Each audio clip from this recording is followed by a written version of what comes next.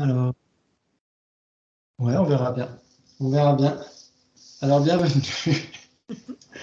Bienvenue. Et donc, on a la minute de stage comme d'habitude, alors.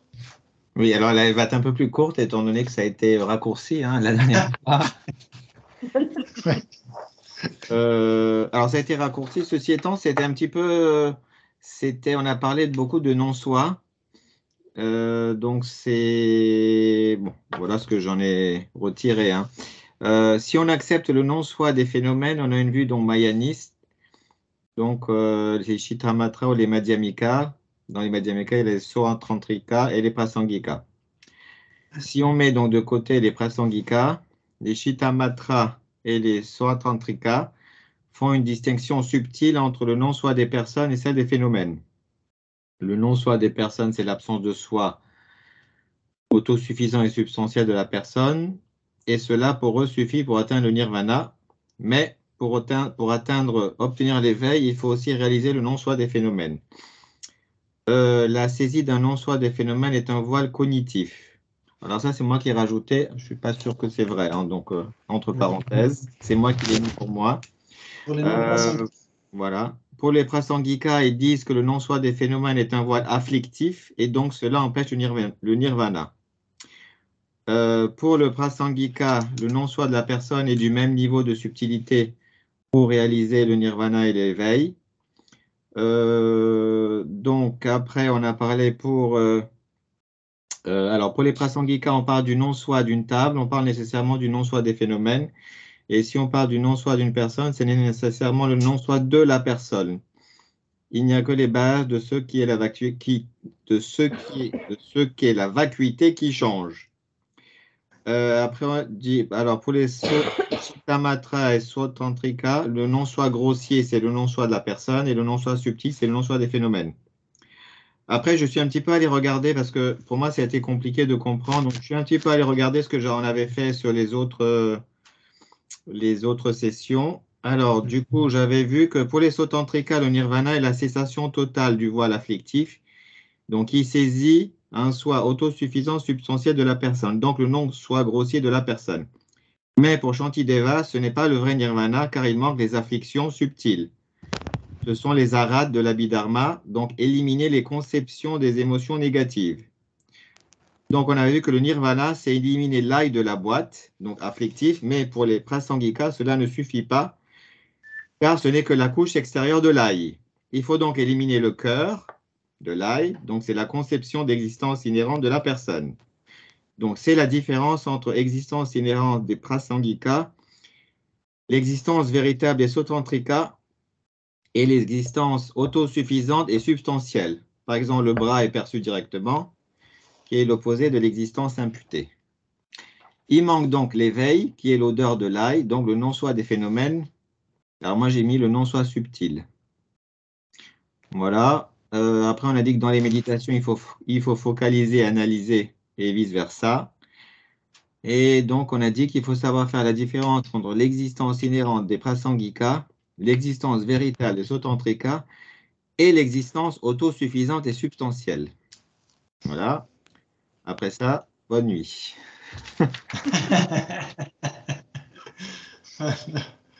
Donc, vous ne faites pas de cauchemar, tout va bien. Voilà. Avec tout ça. Ok. Je crois Très que je bien, fais c'est super. comment on appelle ça, on avait vu dans le P-BA des personnes comment on appelle ça, de grande envergure. Je pense que je suis petite envergure là, avec tout ce qu'on a vu. Oui, c'est vrai que oui, ça c'est le vocabulaire employé en ce moment par la FPMT, c'est envergure pour traduire scope en anglais. Mais on pourrait dire d'attitude basique, intermédiaire et supérieure. Oui. Ouais. Ok. Capacité en même temps aussi. Capacité, oui, c'est très bien. En effet. En effet, de capacité, on pourrait se dire que, en effet, de capacité temporaire dans ce cas-là, ouais. Parce qu'une seule et même personne peut passer d'un niveau à l'autre, en fait. Ouais. Ouais. C'est dans le Lamrim-Dring, c'est ça? Oui, Dring. Ils disent Rim. Dring, voilà. Ils parlent d'envergure. Ça parce que je suis en train de le lire là, donc il parlait de sa grande, petite et Moyenne envergure. Exactement, ouais. Ça, c'est dans la traduction de Drissos, non? La progression vers l'éveil? Ouais, ok. Oui, c'est ce que c'est, comment on appelle ça?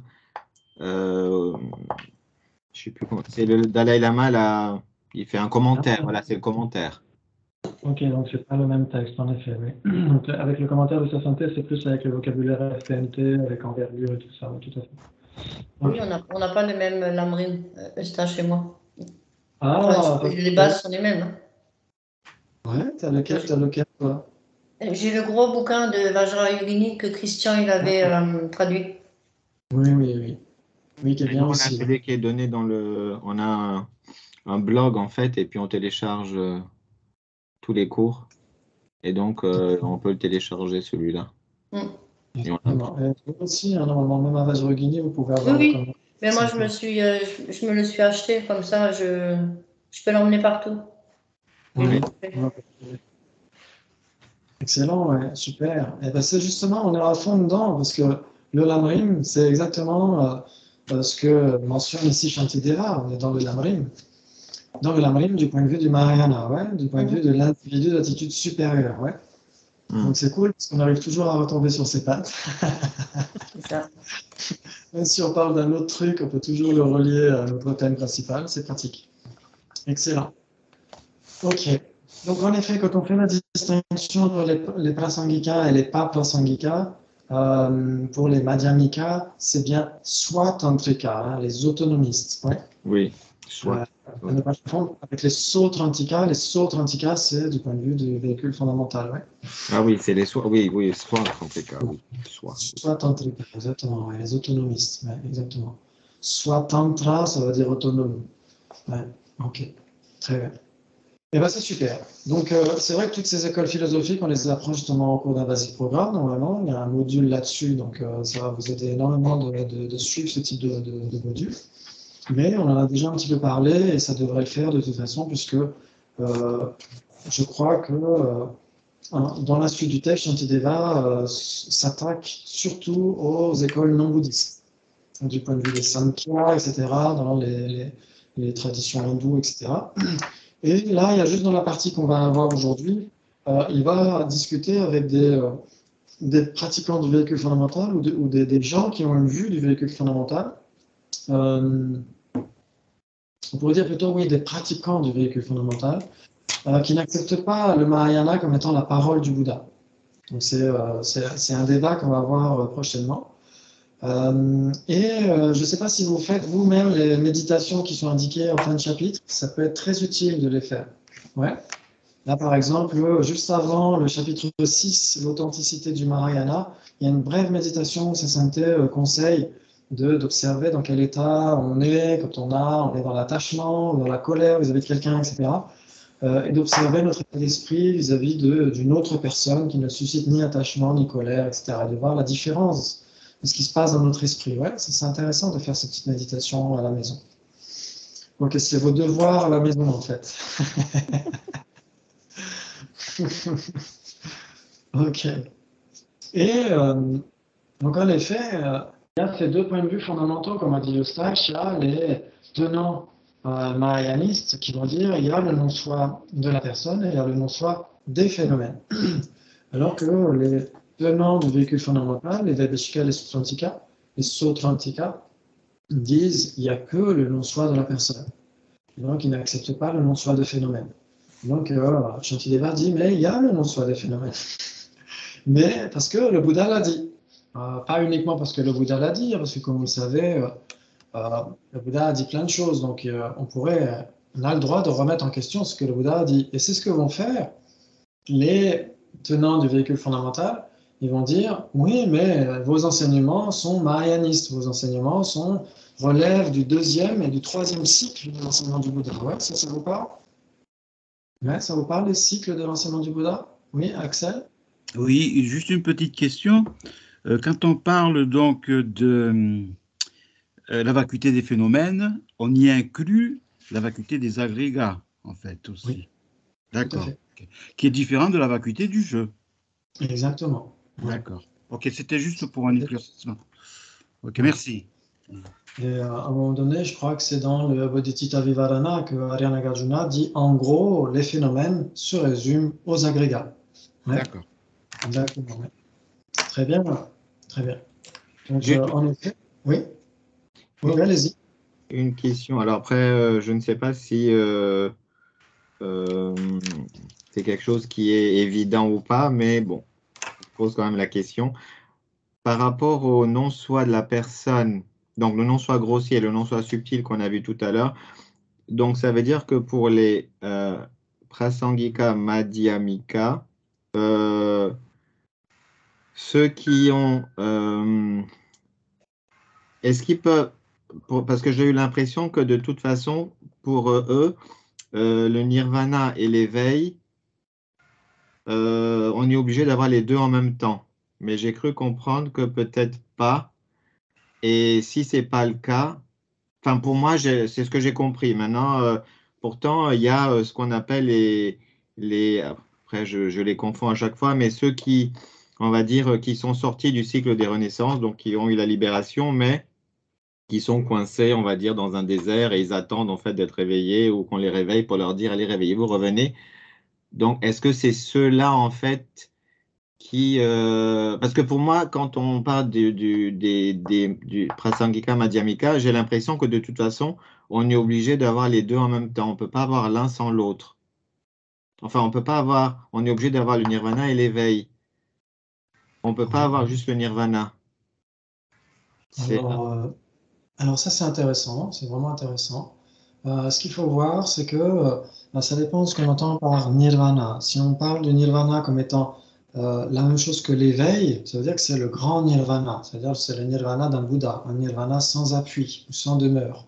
Ouais, c'est vraiment c'est-à-dire qu'un Bouddha, vu qu'il a obtenu le top du top, il a nécessairement obtenu la paix intérieure. Il a nécessairement pacifié son esprit par rapport aux afflictions. Ouais. Parce que Mhm. qui peut le plus peut le moins. S'il a obtenu l'omniscience, s'il a éliminé le voile cognitif, donc l'odeur de l'ail dans la boîte, il a nécessairement éliminé l'ail dans la boîte. Ouais. Donc il a nécessairement obtenu aussi un nirvana, le nirvana d'un Bouddha, qui est la grande libération, le grand éveil, le grand nirvana d'un Bouddha. Après, si on parle du nirvana qui s'applique uniquement aux tenants du véhicule fondamental, pardon, aux pratiquants du véhicule fondamental, on peut être prasangika et avoir donc le GPS prasangika, mais avoir comme destination choisie uniquement la paix individuelle. Donc on peut vouloir obtenir uniquement la libération personnelle. Et de toute façon, pour les prasangika, on est obligé d'avoir la vue prasangika, ne serait-ce que pour obtenir la libération personnelle. Pour éliminer les afflictions, l'ignorance fondamentale, on doit de toute façon réaliser la vacuité du point de vue de Shantideva, Nagarjuna, Chandrakirti, etc. Ouais. Donc, c'est pas le vrai nirvana alors. Alors, pour les prasangika, s'ils ont obtenu le nirvana personnel, c'est vraiment le nirvana. Ils ont vraiment obtenu le nirvana. Si on n'est pas prasangika, à ce moment-là, si on n'a pas la vue prasangika, on prétend avoir obtenu le nirvana, mais il reste encore des traces des afflictions. Donc, Donc, il faut avoir la vue. c'est pas le Ouais. vrai nirvana. Si on n'est pas prasangika, ouais, c'est pas le vrai nirvana. C'est un nirvana des abhidharmika, comme tu as dit tout à l'heure, ceux qui sont évoqués du point de vue de l'abhidharma. Ils ont éliminé certaines afflictions grossières, ils ont éliminé les couches superficielles de l'ail, mais ils n'ont pas éliminé le cœur de l'ail. Ouais. Donc pour nous, en fait, qui étudions, parce que je sais pas, enfin, je vais pas parler pour les autres, mais pour moi, parce que moi, c'est vrai qu'à un moment donné, il faut que je puisse, parce que sinon, c'est très confus. Et pour moi, des fois, je me dis, bon, il faut que je choisisse. Ben, je sais pas, moi, je prends mon GPS, je vais aller là. Et puis, je n'ai pas envie d'aller par des détours ou aller par je ne sais pas où. Moi, mon but, c'est d'aller là. Et après, si on me dit d'aller, on peut aller par là. Non, ça m'intéresse pas, en fait. J'ai pas envie d'aller parce que sinon, après, je me perds. C'est Enfin, très je bien. résume un petit peu pour rire là, mais en gros, ça C'est veut très dire bien. ça, c'est que voilà, moi, je sais pas, je vais aller à Strasbourg, je vais à Strasbourg, j'ai pas envie de passer par, je sais pas, d'autres endroits. Non, mais enfin, c'est pour rire là, mais parce que sinon, en fait, ça devient très compliqué. Mais je comprends bah, pour se faire une idée, on a besoin en fait de tout ça. Mais pour moi, en fait, quelque chose qui n'est, je sais pas comment dire, pour moi, c'est Pour moi, je ne sais pas, on me dit quelque chose qui est concret, même si on est dans le bouddhisme, c'est une réalité particulière, mais ça, je veux dire, un stylo, c'est un stylo, je ne peux pas dire qu'il y a moitié de stylo, enfin, je ne sais pas. C'est pour ça que pour moi, j'ai du mal à dire, voilà, le nirvana, il est pour les uns, il est comme ça, pour les autres, il est là. Pour un moment Voilà. donné, pour moi, je me dis, il doit bien y avoir un. Oui, ce qu'il faut essayer de voir, c'est que chacun, imaginons, on va reprendre cet exemple qu'on avait pris précédemment. On avait vu que l'ignorance fondamentale, c'est comme un mélanome qu'on a sur la peau. Donc c'est comme une tumeur qu'on a sur la peau. Ok. Et donc on va aller voir 4 médecins différents. Et donc chaque médecin a ses outils particuliers. Et donc il y a vraiment le médecin le plus qui a vraiment les outils les plus efficaces, c'est au laser en fait. Son scalpel, c'est au laser, c'est à la particule près, à la molécule près qu'il est capable de séparer la tumeur des tissus sains. Alors que les autres médecins, ils veulent faire bien aussi, ils veulent éliminer la tumeur, mais leur outil n'est pas suffisamment précis. Et donc leur outil enlève une partie superficielle de la tumeur uniquement. Mais ils veulent faire bien, ils disent, OK, si vous allez chez moi, vous allez nécessairement être guéri, vous allez être soigné, on vous enlèvera votre tumeur. Mais en fait, en réalité, elle n'enlève qu'une partie superficielle de la tumeur.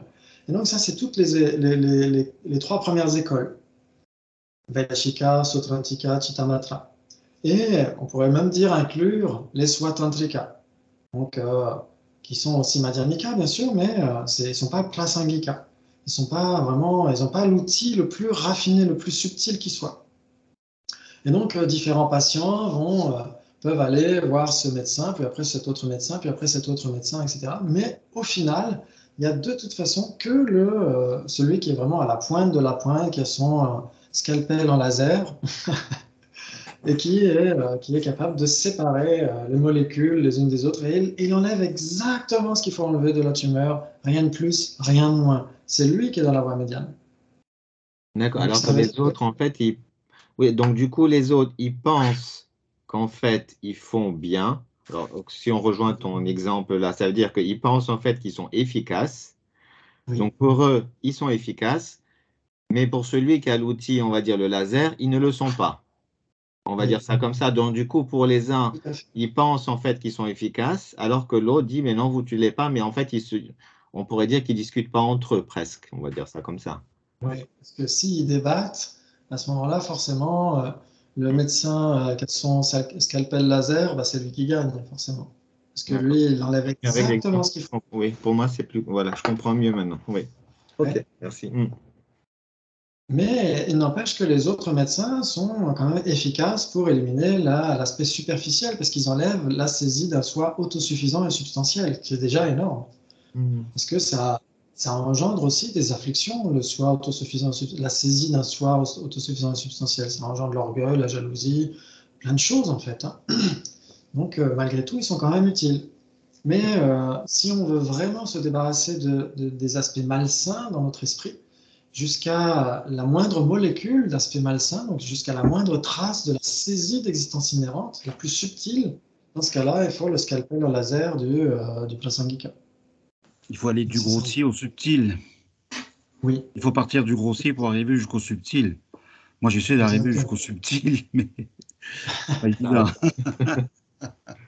Exactement. Et donc, forcément, dans chacun de ces cabinets médicaux, il y en a qui ont pour motivation d'être soignés eux-mêmes, et il y en a qui ont pour motivation d'être soignés pour soigner les autres. Donc, il y a toujours ces 2 véhicules pour chaque école. Il y a toujours le véhicule fondamental, l'aspiration à obtenir le nirvana individuel, et l'aspiration à obtenir l'éveil omniscient. Ouais. Donc, qu'on aille dans un cabinet d'un médecin Vaibhashika, un médecin Sautrantika, Chittamatra ou Madhyamika, nécessairement, il propose ces 2 formations, ou ces 2 thérapies, on pourrait dire. La thérapie uniquement pour soi-même, moi je vais enlever ma tumeur pour moi-même, ce qui est déjà pas mal. Et les autres qui disent, moi je veux apprendre à éliminer la tumeur pour le faire chez les autres. Ouais, pour les aider à leur tour à éliminer ça. Donc il y a toujours ces 2 motivations nécessairement. Chaque école mentionne dans son GPS ces 2 directions possibles. Mais il est vrai que, comme tu le dis, c'est un détour de commencer à vouloir uniquement son propre bien et ensuite de vouloir entrer dans le Mahayana, de faire cette formation de pompier. Ça prend plus de temps parce qu'au début, on est tellement tourné sur soi-même que quand on obtient la guérison par rapport à cette fameuse tumeur de l'ignorance fondamentale, il y a une paix tellement immense, tellement profonde, tellement vaste, tellement pleine de félicité que c'est très difficile ensuite de s'orienter vers le sort de tous les êtres. Et donc c'est pourquoi il vaut mieux dès le départ entrer chez le médecin, qu'on soit Vaibhashika, Sautrantika ou Chittamatra ou Prasangika, avec cette attitude de se dire, moi je vais apprendre à éliminer les tumeurs pour aider les autres à faire cela. Ouais, parce que c'est plus rapide. Si on entre dans le Mahayana dès le départ, c'est plus rapide que de faire ce rallongi, de passer dans les voies du véhicule fondamental, obtenir le nirvana, puis essayer d'enlever l'odeur de l'ail. C'est beaucoup plus lent, beaucoup plus long. Ouais. Ok, super. Mais en effet, chaque médecin, chaque école est persuadé d'avoir la vue finale enseignée par le Bouddha, nécessairement. Ok, très bien. Très bien. Et donc là, imaginons on est dans un cabinet qui est Vaibhashika et Sautrantika. Et il y a plein de gens dans ces cabinets, il y a plein de patients qui sont là. Donc il y a une partie qui sont là, comme on l'a dit, uniquement pour se soigner eux-mêmes, et d'autres qui veulent se soigner pour soigner les autres. Mais ceux qui veulent uniquement se soigner eux-mêmes, ils vont dire « Ah mais non, c'est pas possible, on peut pas tous se soigner pour soigner les autres. » Ils disent « Non, ça n'a jamais été enseigné par le Bouddha. Ça ne fait pas partie de l'Académie des sciences. »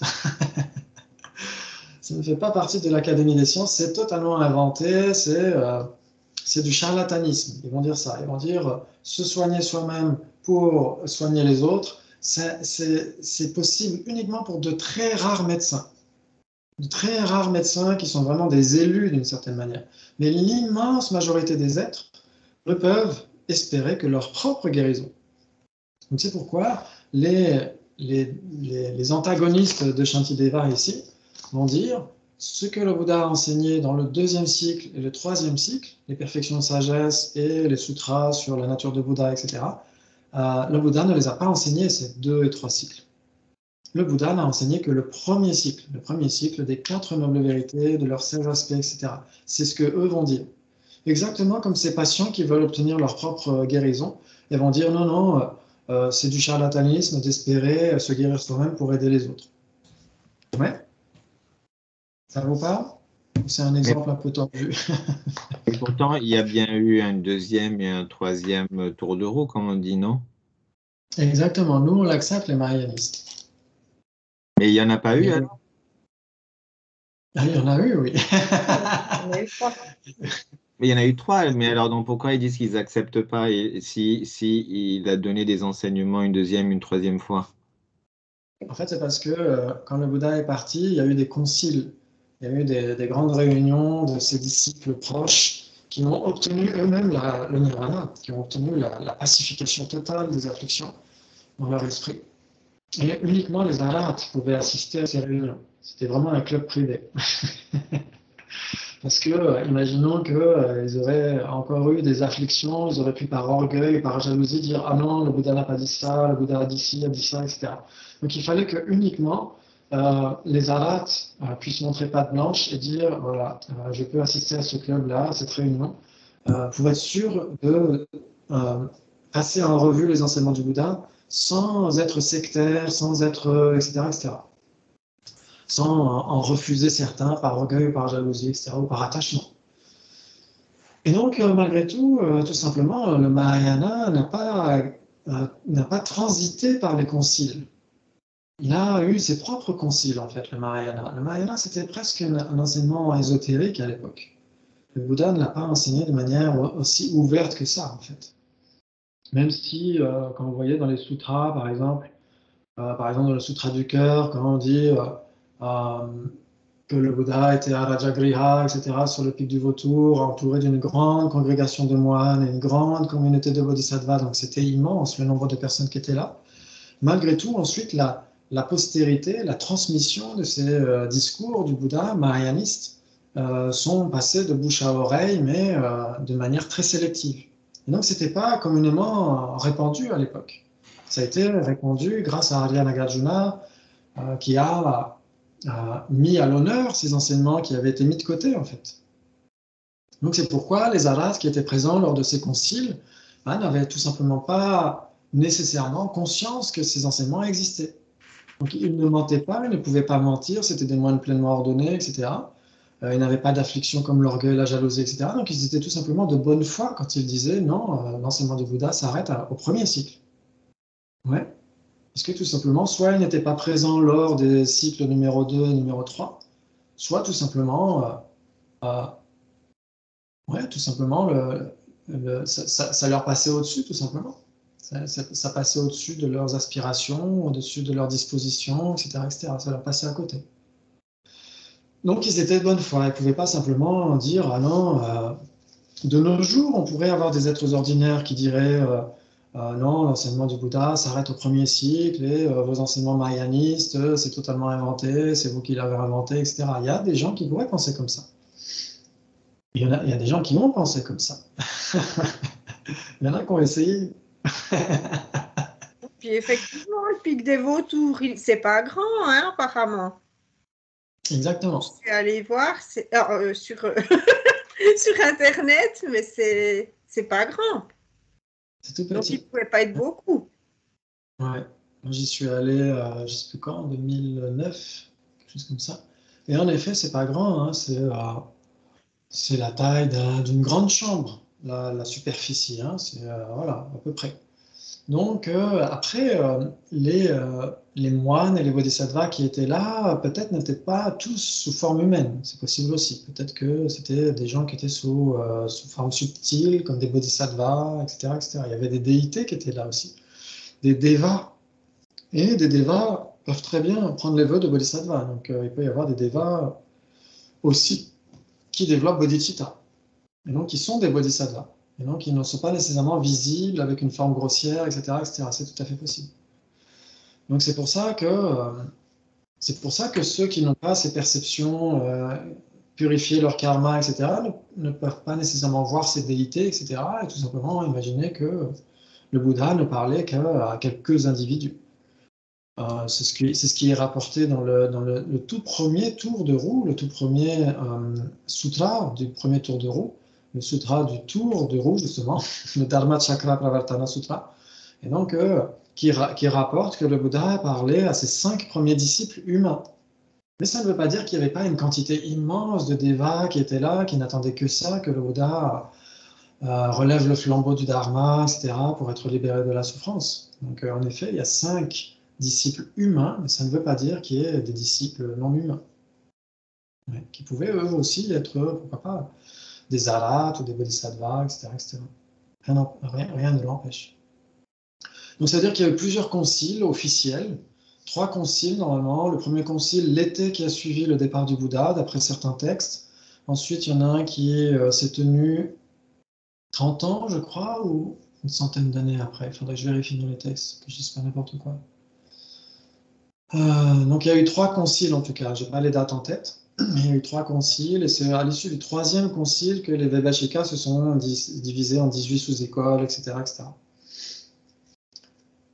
Et dans certains sutras, le Bouddha dit Mara, le démon, ou comment dire, on pourrait dire le fauteur de troubles, prendra l'apparence d'un moine qui récusera l'authenticité du Mahayana. Le Bouddha lui-même avait prophétisé ça. Par contre, dans les sutras du véhicule fondamental, jamais le Bouddha ne dit à l'avenir, quelqu'un enseignera le Mahayana, qui est un enseignement frelaté, qui ne vient pas du Bouddha, etc. Jamais le Bouddha ne dit ça. Et pourtant, le Bouddha pouvait faire des prophéties. Ouais. Donc, si le Mahayana n'était pas la parole du Bouddha, le Bouddha nous aurait prévenu. Dans le premier cycle, il aurait dit faites attention à l'avenir, il y aura un dharma frelaté, etc., etc. Il ne l'a pas fait. Par contre, dans les sutras du Mahayana, dans la perfection de sagesse en 8000 strophes, par exemple, qui est traduite des éditions Vajrayani, normalement, Le Bouddha dit voilà, Mara prendra la forme d'un moine qui récusera l'authenticité du Mahayana. Donc il prévient ses disciples. Ouais. Bon, après, c'est pas les seules raisons, il y en a d'autres. C'est intéressant. C'est intéressant, donc on trouve certaines raisons dans le Mahayana Sutra Lankara, dans le 9e chapitre de Shantideva, et peut-être dans d'autres textes aussi. Je n'ai pas les titres en tête. Donc c'est là où on trouve, en effet, dans ces deux textes en particulier, le Mahayana Sutra Lankara, l'ornement des sutras du Mahayana, et dans le 9e chapitre de Shantideva, qui débat justement avec ces antagonistes qui disent la voie du Bouddha s'arrête au nirvana individuel. Seuls certains êtres très favorisés obtiendront l'éveil. Parce que considère qu'au cours de cette ère cosmique, seuls 1000 Bouddhas apparaîtront. Pas plus ni moins. Et donc, ça veut dire que sur une infinité d'êtres, ça fait très peu. Ça fait très peu. Donc, c'est juste quelques êtres qui ont la capacité de devenir des bodhisattvas et qui vont obtenir l'état de Bouddha. Mais très peu. Juste 1 millier au cours de cette ère cosmique. Dans cet univers, on pourrait dire après, pourquoi pas, peut-être qu'ils peuvent accepter d'autres univers dans lesquels c'est possible, mais c'est quand même très peu. Et dans le Mahayana, on dit que selon certaines écoles, mais en tout cas pour le Madhyamaka en général, tout individu, tout être conscient possède la nature de Bouddha, possède un trésor immense dans son esprit. Donc il suffit de nourrir ce trésor, le révéler progressivement, nourrir les qualités naturelles de l'esprit et éliminer les voiles qui n'appartiennent pas à la nature de l'esprit. Ouais. Donc ça, on trouve aussi des explications dans l'Uttara Tantra Shastra, dans un autre texte de Arya Maitreya. Et puis, ça vient du Bouddha lui-même, dans le 3e cycle, il y a le Tathagata Garbha Sutra, le sutra de la nature de Bouddha. Donc il y a beaucoup de choses. Et ensuite, bien sûr, les tantras vont décrire un petit peu la nature de Bouddha, selon différentes façons. Ouais. Ok. Mais si on dit, voilà, dans le Mahayana, il y a le 3e cycle qui parle du Tathagata Garbha, etc., dans les tantras, il y a la nature de Bouddha qui est mentionnée. Encore faut-il accepter ces textes-là comme étant la parole véridique du Bouddha. Si on ne les accepte pas, là, ça devient compliqué. Ouais. Ok. Très bien. Est-ce qu'il y a d'autres choses à clarifier ou pas? Comme vous voulez. Non, ça va? Oui, j'ai juste une petite question concernant, bon, ça n'a rien à voir avec les roues. Dans le non-soi, il y a des existants et des non-existants. Donc, l'être humain, tant qu'il est là, il fait partie des phénomènes existants. Et lorsqu'il meurt, est-ce qu'il passe dans les non-existants? On dira que quand quelque chose existe, c'est en général. Par exemple, on dira mon arrière-grand-mère existe, en général. Oui. Si elle n'existait pas, je ne serais pas là. Ouais. Oui, tout à fait. Oui. Ouais. Mais elle n'existe pas au moment où moi j'existe. Oui. Elle n'existe plus au moment où moi j'existe. Ouais. Donc, elle est passée du côté des non-existants. Exactement. D'accord. Exactement. Et on pourrait dire, par exemple, notre jeu de ce matin, c'est pareil. Notre jeu de ce matin, notre jeu de ce midi, notre jeu de 21h37, si je suis à la bonne heure. C'est passé dans les non-existants. Oui.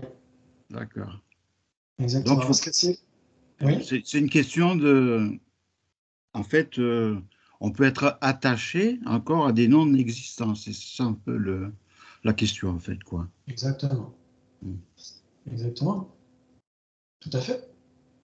On peut être attaché à des non-existants, on peut être attaché à, par exemple, à certains principes racistes qui sont qui n'ont rien à voir avec la réalité. On peut être attaché à des principes xénophobes, à des principes inégalitaire, etc., etc. On peut être attaché à une forme de nationalisme exacerbé, etc., qui n'a rien à voir avec la réalité non plus. Donc, on peut être attaché à des non-existants. On a juste une vue et on est attaché à cette vue. Mais cette vue ne correspond à rien de ce qui existe dans la réalité. C'est juste une saisie creuse. Ouais. D'accord, oui. Ouais. Donc, la vue elle-même existe, mais ce qu'elle conçoit, par contre, n'existe pas. Ouais. Et on est attaché au soi, on est attaché au jeu inhérent aussi. Hein. On est attaché au soi inhérent qui n'a jamais existé. Oui, d'où la recherche du soi ultime qui doit faire en sorte qu'on ne s'attache pas, en fait, qu'il n'y ait pas de saisie à ce moment-là. Oui. D'accord. Exactement. Exactement. Parce que, en effet, quand le non-soi est réalisé, ce qui est vraiment éliminé, c'est la saisie du soi, puisque le soi inhérent, lui, n'a jamais existé. Donc, il ne peut pas être éliminé puisqu'il n'a jamais existé. Ouais. Par contre, la saisie du soi, la vue fausse du soi, l'ignorance qui saisit le soi inhérent, ça, oui, c'est abandonné. C'est éliminé. Ouais. D'accord. Très bien. Excellent. Bravo, bravo. Ok. Vous voulez qu'on continue un petit peu? Ouais. Ça marche. Donc, très bien. Sasanté parle donc de l'authenticité du Mahayana, et donc il parle de la sagesse transcendante. Faire naître les causes du bonheur. Très bien. Dans son introduction à la voie médiane, c'est le Madhyamankavatara de Acharya Chandrakirti, donc il est affirmé que le monde entier constitue des êtres sensibles et de leur environnement est le résultat d'un ensemble de causes et de conditions. Ouais. Ça va, jusque-là. Ok. Il se réfère spécifiquement aux causes et aux conditions qui constituent le karma des êtres. Mais très bien.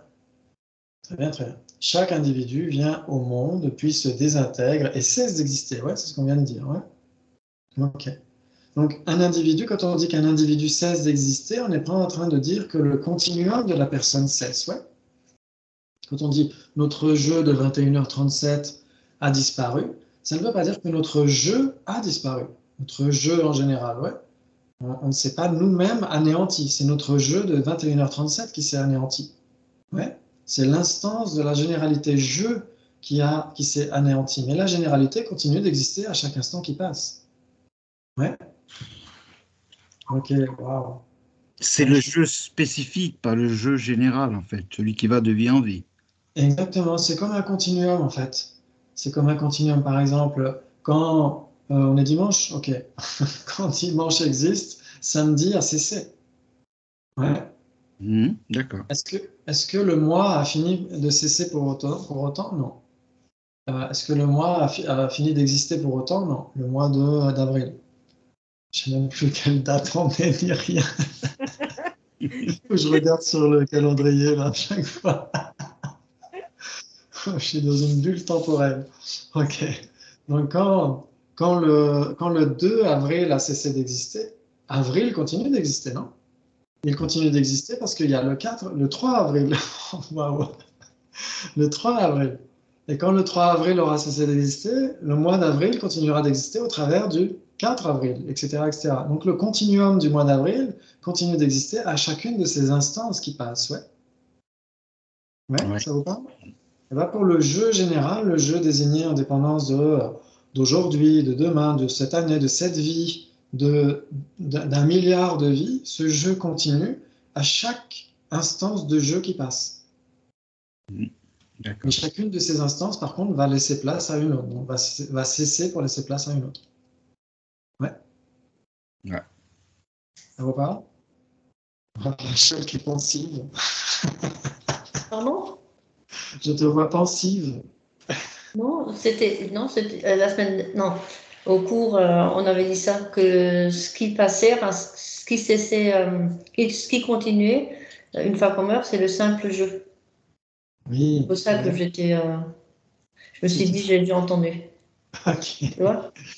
Et c'est exactement ça. Le simple jeu ou le jeu général, c'est la même chose en fait, d'une certaine manière. Le jeu général désigné en dépendance de cette existence ou d'innombrables existences, de la continuité des agrégats qui se suivent les uns les autres, c'est le simple jeu.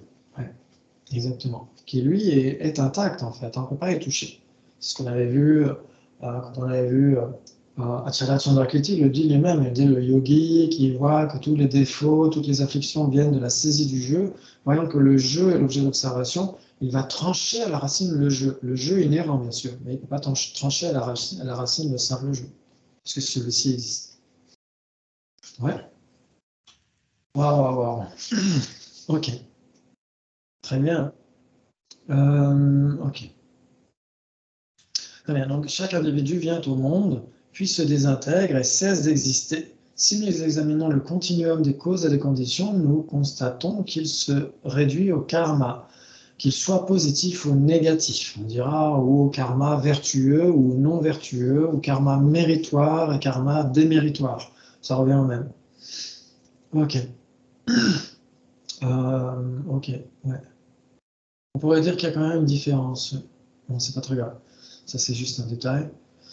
Le karma lui-même est enraciné dans l'intention et la motivation qui renvoient en fait à l'état d'esprit individuel. Donc, gardez bien à l'esprit que le karma, c'est l'intention, c'est le facteur mental intention. Ouais, c'est de ça qu'il s'agit. C'est très important. Et cette intention, c'est pas encore la même chose que la motivation. La motivation, c'est plus large en fait. La motivation, elle peut inclure une affliction, par exemple. Ouais. Donc, quand on a la motivation d'aider quelqu'un, on a l'intention, bien sûr, et cette intention est associée à un facteur mental vertueux, la bienveillance, la compassion, etc. Ouais. Donc, la motivation, c'est plus vaste, en fait. L'intention fait partie de la motivation. Ouais. Ok, très bien. Parce que le facteur mental intention, il est omniprésent, donc il est présent partout. Il est présent partout. Quand on dirige notre esprit vers un arbre, eh ben, c'est le facteur mental intention qui fait diriger l'esprit vers cet arbre. Très bien. Mais on n'accumule pas nécessairement un karma à cause de ça. Par contre, s'il y a une motivation, ça veut dire qu'il y a une affliction ou il y a un facteur mental très vertueux, à ce moment-là, oui, ça fait engendrer un karma dans ce cas-là. Ok. Très bien. Très bien. Un état d'esprit calme et discipliné engendre des expériences désirables et positives. Un état d'esprit et une motivation négative engendrent des expériences indésirables de douleur et de souffrance. Ouais, ça, c'est l'inéluctabilité du karma. Ça veut dire que si on veut des tomates, il faut planter des pépins de tomates. Si on veut du maïs, il faut planter des graines de maïs. Ouais. On ne peut pas avoir l'inverse. On ne peut pas s'étonner. Oh, tiens, cette année, j'ai eu du blé. Oh là là. Et d'être surpris d'avoir eu du blé alors qu'on a planté du blé. Imaginez les paysans qui vont ensemencer les champs et qui se disent ah, mais qu'est-ce qu'on va avoir cette année? Ça va être la surprise. Impossible, puisqu'il y a une corrélation infaillible entre la cause et le résultat. Ouais. Très bien. Là, c'est pareil pour le karma. C'est l'une des grandes lois karmiques, les 4 lois karmiques. Ouais, vous vous souvenez, on en avait parlé une fois, il y a quelques ères cosmiques par le passé.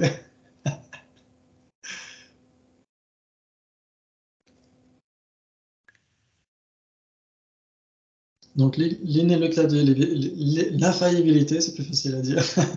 L'infaillibilité, ça veut dire qu'un karma vertueux engendre nécessairement une situation plaisante. Et un karma non vertueux engendre nécessairement une situation douloureuse. Ça, c'est l'inéluctabilité, l'infaillibilité. Ça, c'est la première loi générale. Similaire à la cause, c'est pas ça? Similaire à la cause, c'est ça? Alors, ça, ce sera plutôt par rapport aux fruits karmiques. Ouais. D'accord. Ouais. Donc, l'infaillibilité. Ensuite, il y a le fait qu'aucun effet karmique, aucun fruit karmique ne naît sans qu'on ait planté les causes. Ouais. Donc, si on veut obtenir tel ou tel résultat, voilà, il ne faut pas simplement prier le Bouddha, s'il vous plaît, faites en sorte que je sois heureux pendant mes vies à venir. Non, il faut avoir une attitude disciplinée, il faut être non violent. Ouais, c'est ce qui fait partie de la prise de refuge. Dans les préceptes du refuge, il y a cesser de nuire aux êtres, s'abstenir de nuire aux êtres. Ouais. Ça, c'est très important. C'est ça qui fait qu'on renaît dans les mondes supérieurs. C'est pas simplement le fait de prendre refuge dans les 3 jours libres. Ce serait trop facile. Non, on prend refuge dans les trois joyaux, et qu'est-ce qu'on est incité à faire si on prend refuge dans les trois joyaux? Surtout en particulier vis-à-vis du dharma, quand on prend refuge dans le dharma, s'abstenir de nuire aux êtres. C'est ça qui fait qu'on a des actes vertueux et qu'on renaît dans les mondes supérieurs. C'est pas simplement la prise de refuge. Ok. Donc, ça veut dire qu'aucun effet ne naît sans cause. Ça, c'est très important. Et il y a aussi l'aspect exponentiel. Ouais, le karma, c'est une grosse courge. Petite graine, gros fruit. Ouais, ça, c'est très important. Plus le temps passe et plus les effets se démultiplient. Et puis, il y a quoi? Le quatrième, c'est quoi? Bernard, tu dois le savoir, ça. Je crois que ça peut être à distance. Ça peut être à distance. L'effet peut être à distance. Le résultat peut être à distance. Voilà, exactement. C'est ce que dit Rachel aussi. Oui, très bien. Ça veut dire qu'on n'y échappe pas. Ça veut dire qu'un fruit donnera un karma donnera nécessairement des fruits si les contre-mesures ne sont pas employées. Ouais, ça veut dire qu'on n'y échappe pas. Il peut passer, comme dit Bernard, il peut passer des milliards et des milliards d'ères cosmiques entre la cause et l'effet. Ça ne se perdra pas de toute façon. Ça ne se perdra pas, sauf si on emploie des contre-mesures, si on regrette un acte négatif ou si on regrette un acte positif. Ça veut dire que ça va entamer la causalité karmique correspondante. Ouais, ouais, ça vous parle? Purification et antidote et tout ça? Exactement. Et les quatre forces d'opposition. Voilà. Oui. Quatre forces, le regret, le pouvoir du regret, le pouvoir, il y a 4, c'est ça? Oui. Moi, j'ai pas en tête là, mais on avait vu ça aussi, oui. Oui, pouvoir du regret, ensuite le support, ensuite les antidotes, et quoi? Le support, l'antidote, le regret et la détermination, hein, à ne plus commettre de tels actes. Ouais. Très bien, donc ça, bien sûr, c'est pour les actes négatifs. Hein. Ok, très bien, bravo. On voit que là, il y a du lourd.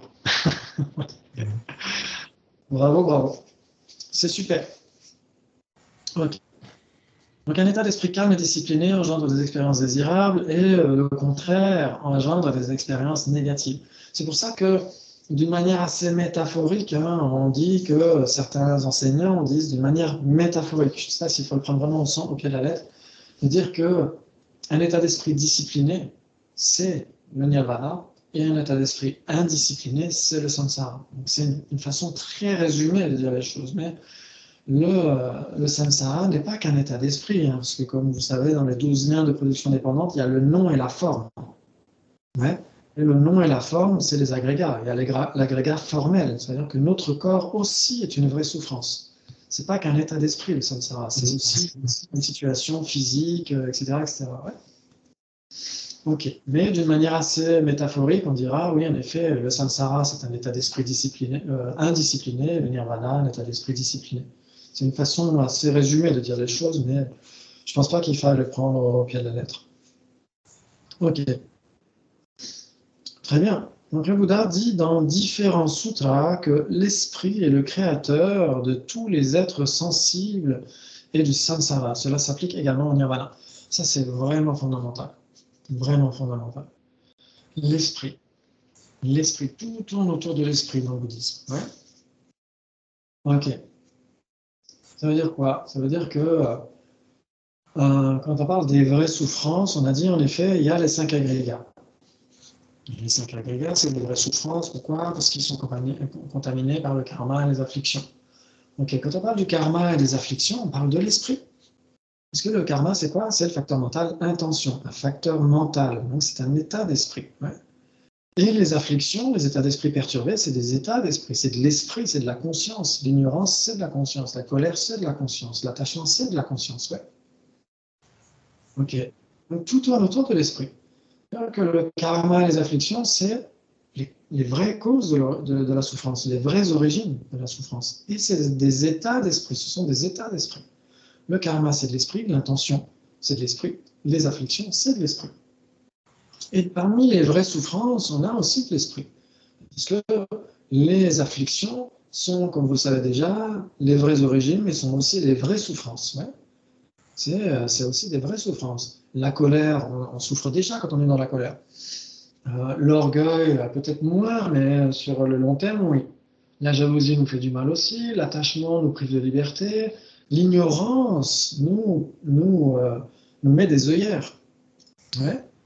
Donc en fait, tout ça, les afflictions, c'est des vraies souffrances aussi. C'est des vraies origines et c'est des vraies souffrances. Donc ça veut dire que le samsara tourne autour de l'esprit. Et forcément, le nirvana aussi, ça veut dire que les vraies voies, c'est quoi? Ce sont des consciences, des réalisations de la vacuité. Et donc des réalisations de la vacuité, c'est des états d'esprit nécessairement. C'est l'esprit qui réalise directement la vacuité, c'est ça une vraie voie. Ouais. Et qu'est-ce que ça engendre? Des vraies cessations. Les vraies cessations, c'est quoi? C'est l'abandon total et définitif et irréversible, irrévocable des afflictions et de leurs graines dans notre esprit. Ouais. Tout autour de l'esprit, c'est ce que dit Shantideva à un moment donné, je ne pense pas que ce soit dans le chapitre 9. Je crois que c'est dans le chapitre 6, mais, où il dit que c'est quelque chose de merveilleux de connaître ce grand secret de l'esprit. C'est-à-dire que c'est l'esprit qui nous fait vivre le samsara, traverser les épreuves du samsara, ou au contraire qui nous fait être plutôt heureux, même au sein du samsara, tout simplement, parce qu'on a déjà une vie spirituelle, on commence déjà à discipliner notre esprit. Ouais. Avant même d'obtenir le nirvana, avant même d'obtenir l'éveil, on peut déjà être heureux. Si on développe ces qualités humaines, profondément humaines, que sont l'altruisme, la compassion, l'affection, le pardon, la sagesse, etc., on est déjà bodhicitta, on est déjà plus heureux, même au sein du samsara. C'est déjà énorme. Ouais. Donc ça en vaut déjà la peine. D'où l'intérêt de la concentration. Oui. D'où l'intérêt de la concentration. Exactement. C'est aussi un état d'esprit, ouais. Oui, exactement. Exactement. C'est magnifique. C'est magnifique. Très bien. Ok. Ainsi, dit sa sainteté, dans un sens, l'esprit est le créateur à la fois du samsara et du nirvana. C'est ce qu'on disait tout à l'heure. De manière assez métaphorique, on peut dire que tout dépend d'un état d'esprit. Je crois que c'était Dilgo Khyentse Rinpoche qui disait ça, qui disait que le samsara, c'est avoir l'esprit tourné vers l'extérieur. Et le nirvana, c'est avoir l'esprit qui revient à la maison, en fait, tout simplement. Ouais. Ensuite, sa sainteté dit tous les individus sont égaux dans la mesure où chacun d'entre eux cherche instinctivement à être heureux et à éviter la souffrance. Ça, on est tous d'accord là-dessus. Le moyen de satisfaire cette aspiration consiste à rechercher les causes et conditions qui développent et augmentent le bonheur et à éliminer celles qui causent la douleur et la souffrance. Telle est l'essence véritable de la pratique du Dharma. C'est ça la pratique du Dharma. Ce n'est que ça la pratique du Dharma. La pratique du Dharma, c'est pas faire sonner des cloches, faire sonner des tambours, etc. C'est pas ça le Dharma. Il y avait une histoire comme ça. Je crois que c'est dans la Voie de la Lumière que ça me rappelle cette histoire. C'était Lama Dromdumpa. C'était un très grand renonçant. C'était le disciple de Lama Atisha qui avait composé le premier Lamrim au Tibet. Et il voyait un moine qui lisait des textes. Et donc Dromdumpa le voit et dit bonjour, qu'est-ce que vous faites? Bah, je lis des textes. Il lui dit c'est super, mais pratiquer le Dharma c'est mieux. Et donc le lendemain, le moine commence à réciter des mantras, etc. Et Dromdumpa le voit, le rencontre et lui dit qu'est-ce que vous faites? Bah, je récite des mantras. Ah, mais c'est super ça. Mais pratiquer le Dharma, c'est mieux. Donc le surlendemain, le moine tourne autour d'un stupa, etc. Dromdumpa le rencontre. Qu'est-ce que vous faites? Bah, je tourne autour d'un stupa, je fais des circumambulations. Ah, mais c'est bien ça, c'est super. Mais pratiquer le Dharma, c'est mieux. Et donc le moine commence à se poser des questions. Mais c'est quoi pratiquer le Dharma? Et Dromdumpa lui dit abandonner cette existence, renoncer à cette existence. Ça veut dire quoi? Ça veut dire que du point de vue du bouddhisme, avoir une vie spirituelle, entrer dans les attitudes basiques, intermédiaires et supérieures du Lamrim, c'est considérer les vies à venir comme plus importantes que cette existence, parce qu'elles sont plus nombreuses. Et donc, si on se préoccupe de nos vies à venir, c'est-à-dire qu'on doit discipliner notre esprit, puisque c'est notre esprit qui va nous emmener dans les mondes inférieurs ou dans le bonheur des renaissances supérieures. Et donc, on doit travailler avec notre esprit maintenant. Quelles sont les causes du bonheur? Quelles sont les causes de la souffrance? Ça devrait être extrêmement scientifique, en fait, notre recherche. Nos recherches bouddhistes sur ce qu'est l'esprit, sur les mécanismes de l'esprit, etc., ça devrait être extrêmement scientifique. Ouais. Pas simplement, oh, s'il vous plaît, le Bouddha, faites en sorte que ma souffrance, mes souffrances, mon ignorance soient extirpées de mon être, etc. Ça ne marchera jamais. Si ça marchait, on le saurait déjà. Et le Bouddha, en plus, serait extrêmement déçu des disciples qu'on lui donne. Il a passé 45 ans à enseigner l'esprit critique, la remise en question, essayer d'avoir une attitude de scientifique, de chercheur, etc. Et nous, on finirait en disant, s'il vous plaît, faire le boulot à ma place. Ce serait la pire des déceptions pour lui. Donc, en effet, les prières de souhait, les prières d'aspiration, c'est une aide sur la voie. On ne peut pas le nier. Faire sonner des cloches, faire taper sur des tambours, c'est une aide sur la voie. Mais ce n'est pas ça le dharma. Le dharma, c'est renoncer à cette existence. C'est ne plus être obsédé par cette seule existence. C'est ça que ça veut dire. Ça ne veut pas dire arrêter de voir ses amis, arrêter d'aller au cinoche, etc. Ce n'est pas ça qu'il s'agit.